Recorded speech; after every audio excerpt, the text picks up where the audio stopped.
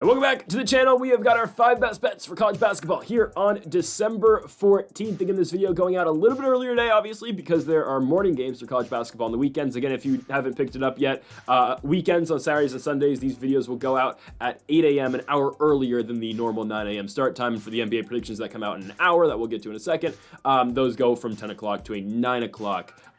Actually, what time's the Hawks game today?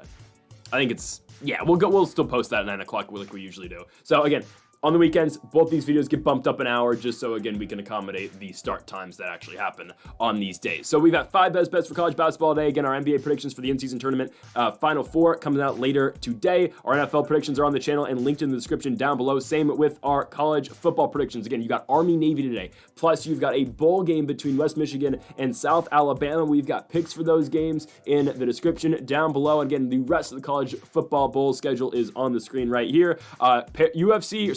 We'll get to UFC. PFL Europe's on right now, so if you want to make some bets for PFL Europe, this card is on as we speak. So our links, again, the link to the predictions is in the description down below for this card, as well as this card for UFC Tampa, Colby Covington, and Joaquin Buckley in the main event. Okay, before we get into the predictions, if you don't care about the giveaway, that is perfectly fine. Skip 3 minutes ahead in the video. We'll get to the predictions and the best bets. If you want to watch the giveaway, it is going right now. Everything's described in this portion we're going to cut to, and then we'll get back again for our 5 best bets for college basketball. All right, and it is time for the 20,000 subscriber $100 giveaway. Again, all you had to do to enter the giveaway is follow us on Greedo Plays by T on Instagram, and you are automatically entered into the giveaway. I will tell you how the giveaway is going to work in a second. Real quick, before we announce a winner, I'm recording this at about 2:45 in the morning. Okay, that's just when I record my videos because the odds come out late. Okay, so if you're watching the college basketball video or the NBA predictions, yes, this goes out early in the morning. I'm usually not up this early in the morning. So I will text you if you win this some point during the day on Saturday. Trust me, I will not scam you out your winnings. I will text you at some point during the day. I am just not up this early, so if you don't see a text from me right away, again, I usually sleep in because I stay up all night to make these videos, okay? And also, about 150 people in the giveaway, give or take, could be less, could be more. I know what you're thinking, 300 followers, yes. I know about half of those people, give or take. So if I know you outside of YouTube and I know you personally, I'm sorry, you're not entered in the giveaway. And if you're watching this and I do know you personally and you're upset about that, I'm sorry, you can just text me. You probably have my phone number. Okay? Sorry about that. Anyways, let's get on to it. So we have 2 wheels. That's how we're going to do it. 50 people in this wheel, 100 people in this wheel. We are going to spin for 1 winner, 1 finalist from this wheel. We're going to put them into a final wheel of 3. This is still the generic wheel to side wheel, but we'll get to that in a second. We'll take 1 finalist from this wheel, 2 finalists from this wheel, place all 3 of them. So we're going to spin for 2 finalists here. We're going to put those 3 finalists into this 1 wheel and spin for the 1 winner. You'll see how it works. So again, let's do it. Let's spin it for the 1 finalist from this wheel with all these people entered. And your first finalist will be Austin.32. Congratulations. You are part of the final 3. Austin.32. Okay. Let's move on to this one. We're going to spin for 2 finalists out of this wheel. All these people have entered. And it will be Wahuli_flaked. I think Wahuli. Okay. Wahuli. I probably misspelled this. Again, you know who you are. Okay. We get 1 more from this 1 wheel, and the 1 more last finalist will be right here. Josho_money. All right. Josho_money. All right. Let's apply the wheel changes, and let's see who our winner will be.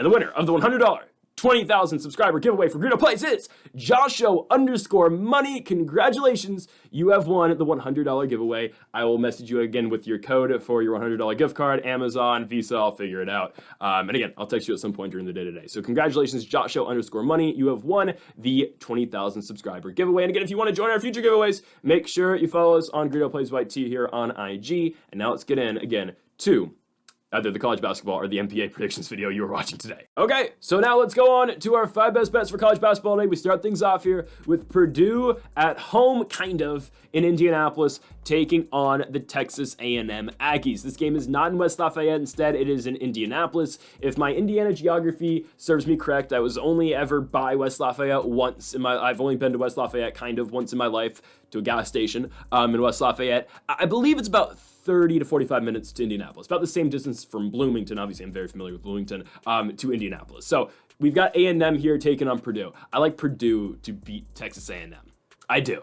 Okay, I know, again, yeah, we're going back to Purdue after what they did to us on the road at Penn State. I said it yesterday when we predicted the Nebraska-Indiana game successfully, by the way. The game was in Lincoln. We were like, all right, all Nebraska all day long, because the way the Big Ten has been this season, home teams just win. That's really the only way we can put it, except if you're the Minnesota Golden Gophers and you don't win at home against Michigan State. We saw that one out correctly, right? It just the Big Ten's really weird this season, right? I mean, look at a team like Purdue, right? They lose on the road to Penn State. Penn State loses their next game on the road.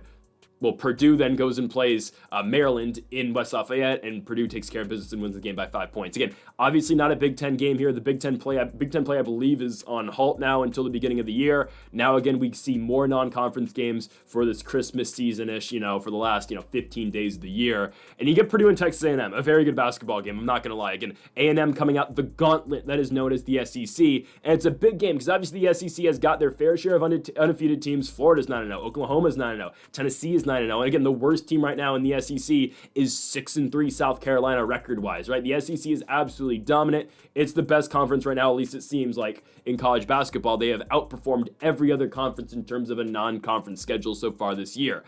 A&M, though, again, lost their opener, though, on the road at the Big 12 zone in Central Florida. They've lost to the Big Ten's Oregon this year as well. Now they're taking on another Big Ten team in Purdue. Purdue, again, an 8-2 team this season. Their losses at Penn State and then at Marquette as well. But Purdue's a team that plays really well at home. I know, again, they're not in West Lafayette, but Indianapolis is close enough. They are going to draw the Boilermaker faithful, if that's a thing. I don't know. I went to Indiana. They're going to draw that crowd in to the Gainbridge Fieldhouse, and they are going to put numbers in that building. I mean, I know it's a very big difference, but when Purdue, I was in Indianapolis. I didn't go to the session that Purdue was in because it was too expensive. But when Purdue played in the first round of the NCAA tournament last year in Indianapolis, they packed that place with Purdue fans, right? It was all Purdue fans for that second session. I went to the first one that had Florida and Colorado and Western Kentucky and Marquette in it, right? I didn't want to pay $200 to watch Purdue. I'm sorry. I didn't want to watch them play a 16 seed. Anyways, Purdue fans packed that place out. Trust me. They will get a good amount of people from West Lafayette over to Indianapolis. They're taking on A&M, right? I mean, A&M's a squad, again, 8-2 this season, coming off that victory against Texas Tech. That was December 8th. They are led by Wade Taylor IV, averaging 16 points a game. He has been very good this season, like expected. And then for the Boilermakers, in the post-Zach Edey era, right? Trey Kaufman, right, obviously, has been their best guy, averaging 19 points a game. Fletcher Lawyer's been, pretty good as well, averaging 14, with Braden Smith as well, who's averaging 13 points a game. A team that, again, needed to bounce back in that victory over Maryland, and that's exactly what they did. Again, Purdue is a team that just plays a lot better at home than they do on the road. The biggest example of that is their win against Alabama, right? They beat Alabama in West Lafayette by 9 points. But then which by the way, we predicted that one right. They go on the road to Milwaukee and they lose to Marquette. Home court advantage feels like a big deal in college basketball right now. And again, I know it's always been, but especially this year, I would say more than last year.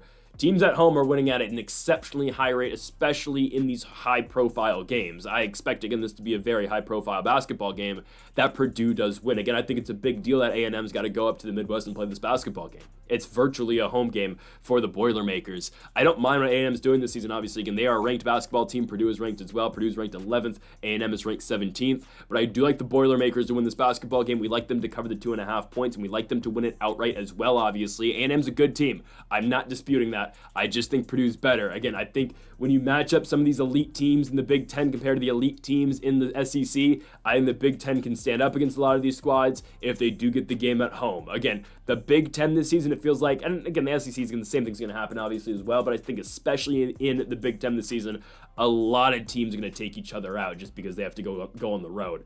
We'll see. I think, again, this game being in Indianapolis makes a huge difference for the Boilermakers, and I think they win the game, and I think they cover the 2.5 points for our early game here at 9 a.m. And we go on to our 10 a.m. game, which is between the Wichita State Shockers and DePaul.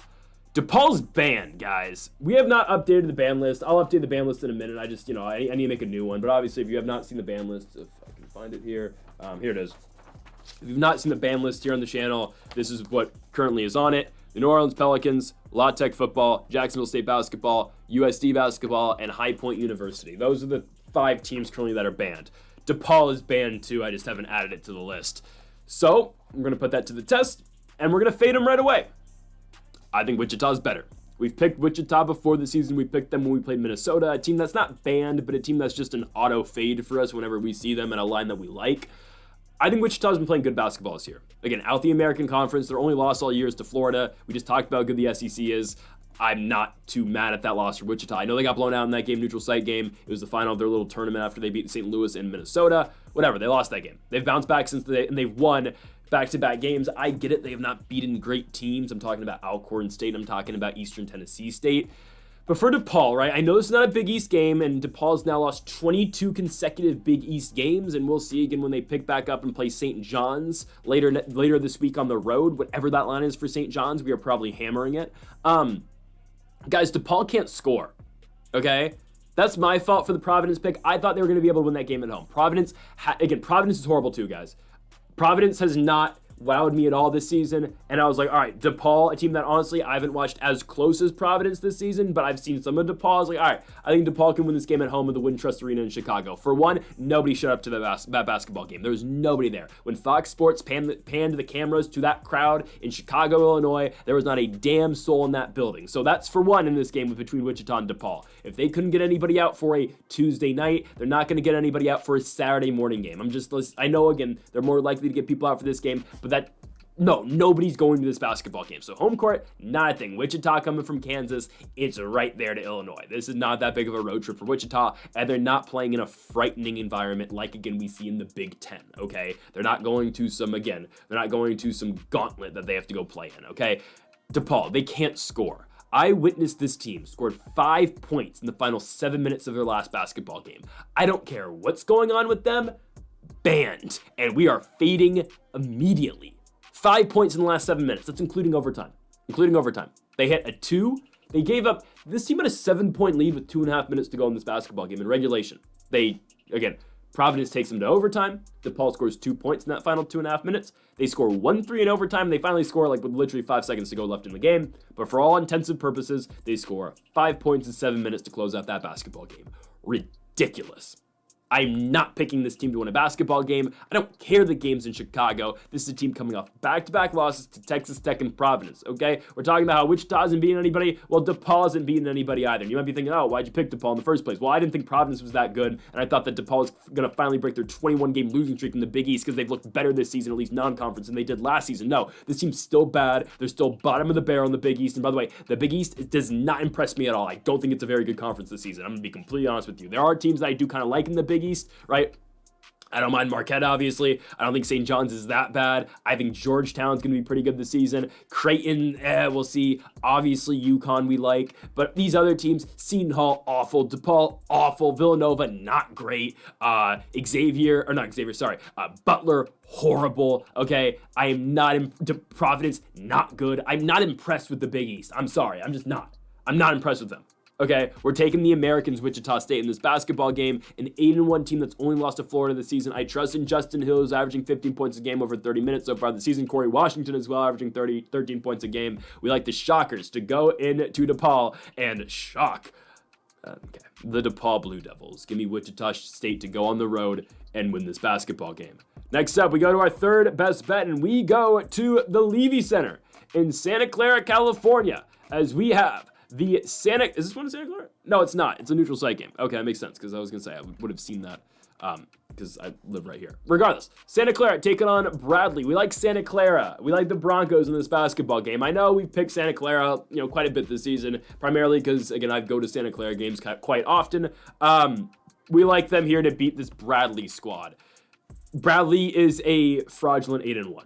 That's all I'm going to say here. They are a fraudulent 8-1. You look at their record, you got the 8-1 Bradley Braves taking on the 5-5 Santa Clara Broncos. No, Santa Clara is much better than Bradley.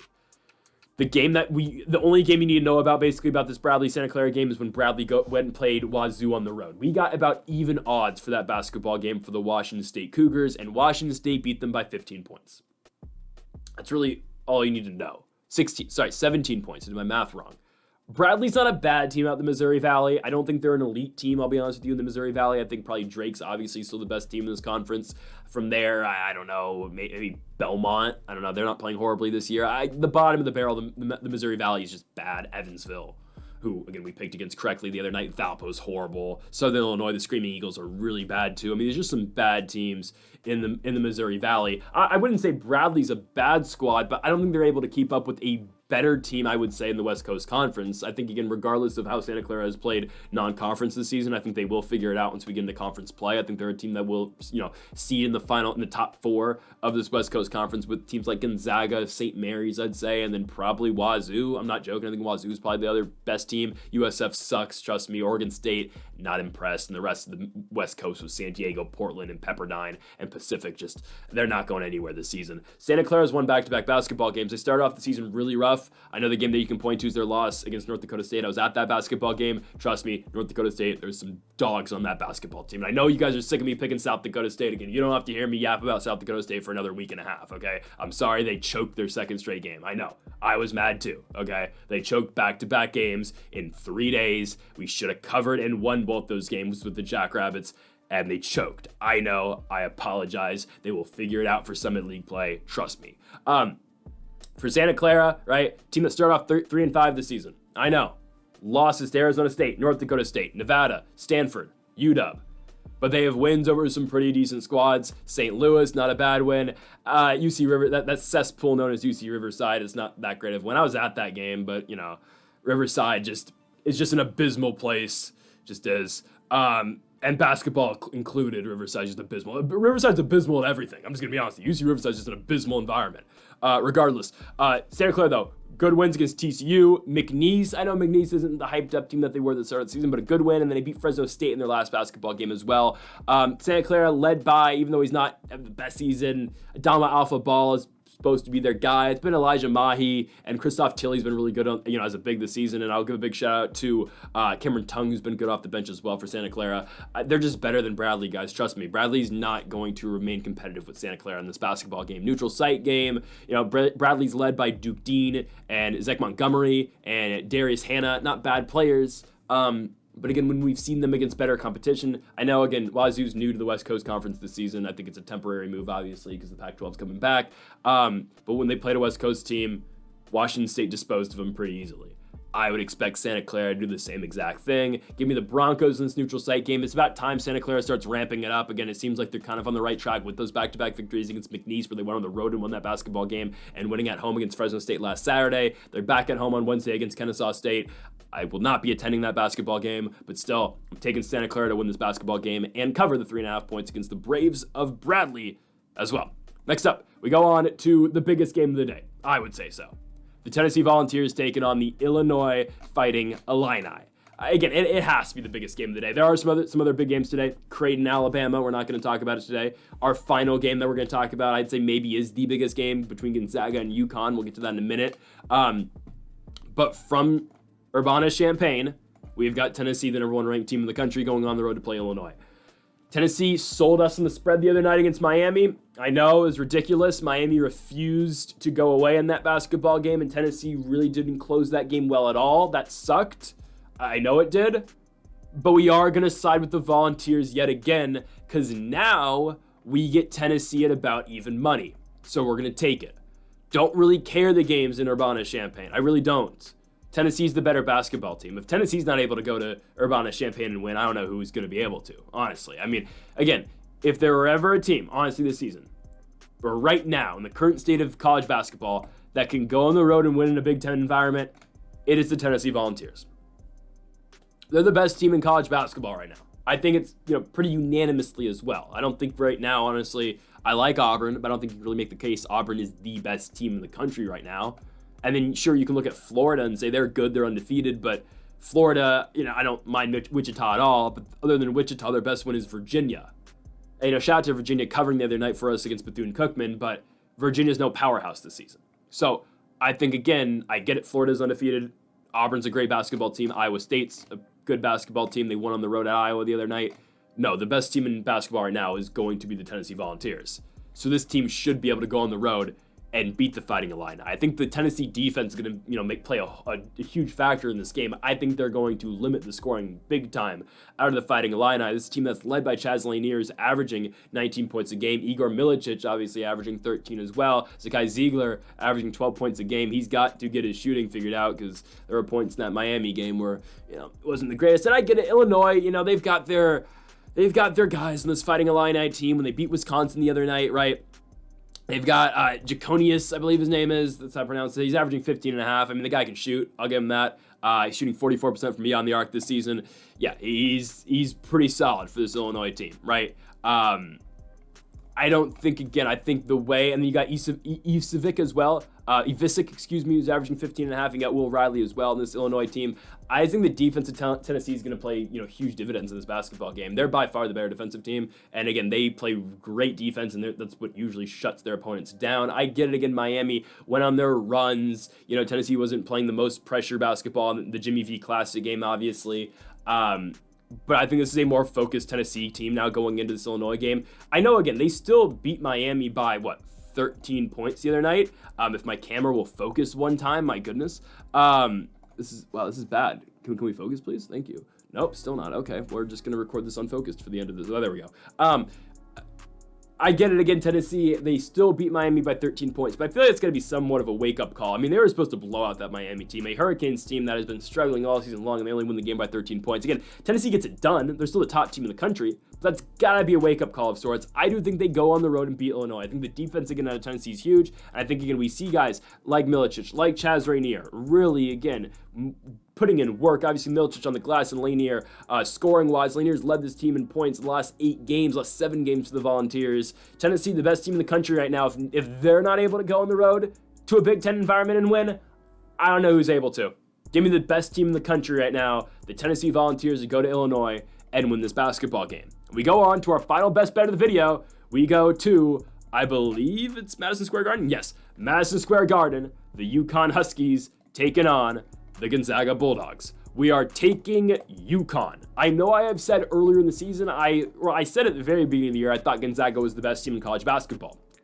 That's not the case. We've seen them lose to good teams, undoubtedly. Kentucky, good team. West Virginia, But, we've seen them play teams and lose this season. They're not the best team in college basketball right now. They're a top 15 team, but now they're taking on Yukon, a team that has looked much improved since they've left Maui. And we are 2-0 taking the Yukon Huskies since they have left Maui. We faded them when they were there, and since they have returned to mainland United States, they've been much better. Dan Hurley has got that team playing, they are focused, and they are embarrassed from that Maui run, where they lost 3 games in 3 days as the number 1 ranked team in the country. They're still trying to recover. They're currently the 18th ranked team in the country, playing the number 11th ranked Gonzaga Bulldogs. But 2 straight victories against 2 really good schools in Baylor and Texas is impressive. They beat a Baylor team who is ranked by 4 points at home in Connecticut, and they go on the road to the Moody Center in Austin, and they beat up on the Longhorns and win the game by 11 points, like we told you they were going to.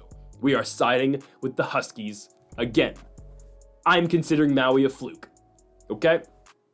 What happened in Maui, Hawaii was a fluke, and it's not going to happen again. UConn's playing their best basketball of the season right now. Again, since post-Maui, they're 3-0. The other one's, I think, Maryland East Shore, but we don't care about that. They're playing their best basketball right now. Hurley's got that team going, and I still think we're getting, again, improved odds. I think we're getting inflated odds, negatively, obviously, for UConn because of still what happened over there in Maui. And, you look at their losses. Oh, they lose to Dayton, they lose to Colorado, they lose to Memphis. I get it. Those are not good losses. But they just have looked like a different team since they've gotten back to the United States. They just have. Dan Hurley was just losing his mind over there. Maybe he forgot his psych meds in Maui. I don't know. I don't know what it was. I'm not disputing Gonzaga's a good team. I think they're a really good team. I think Graham Ike is a great player. I think he is. He's a very good big for this Gonzaga squad. Cleve Battle's a good player too. I like Ryan Nembhard, even though, again, not the most production scoring, obviously, but Nembhard might be one of the better playmakers in all college basketball. He's averaging 11 assists a game with, his 11 points a game. So he's averaging 11 and 11. Nembhard, again, is a phenomenal, he's a phenomenal point guard all around. He can move the ball. Obviously, he plays defense as well, leads this team in steals. Nembhard's a great player. I like Nembhard and Ike a lot. But I think, again, when you look at this Gonzaga team, I know it's not technically a home game for the Huskies, but they just got to go to New York. Gonzaga's got to go all the way from Spokane, Washington, cross country to Madison Square Garden to play this basketball game. Travel's going to play a factor. UConn, again, it's like the same thing we talked about, not to the same extent, obviously, with Purdue and with Purdue's game earlier today against A&M. I want to say Texas bad. Against Texas A&M. It's not that same thing, but it is still somewhat of a factor. You know there's going to be more Yukon fans in the building, and you know, again, it's an easier trip over to MSG for Yukon than it is Gonzaga. That's why we're taking the Huskies. And again, I still think people are underrating this team because of what happened in Maui. This is a different team since that trip to Hawaii. Yukon's been fine. We've picked them in back-to-back games, and we have cashed with them in the Baylor game and in the Texas game, and we're going to continue to do so. And you know what? If we get the Yukon Huskies at plus money, we take it. And they're basically at home. Give me the Yukon Huskies to win at Madison Square Garden. They'll cover the plus 1.5 points. Just take them on the money line. Give me Yukon to beat the Gonzaga Bulldogs. Finishing out here our 5 best bets for December 14th. So folks, thank y'all for watching. Make sure to hit that subscribe button down below for more. Make sure to leave a like. If you did enjoy the video, make sure to comment. If you do disagree with any of the picks, we'll be back again tomorrow for more college basketball best bets and in an hour for NBA predictions. Folks, thank y'all for watching, and Mamba forever.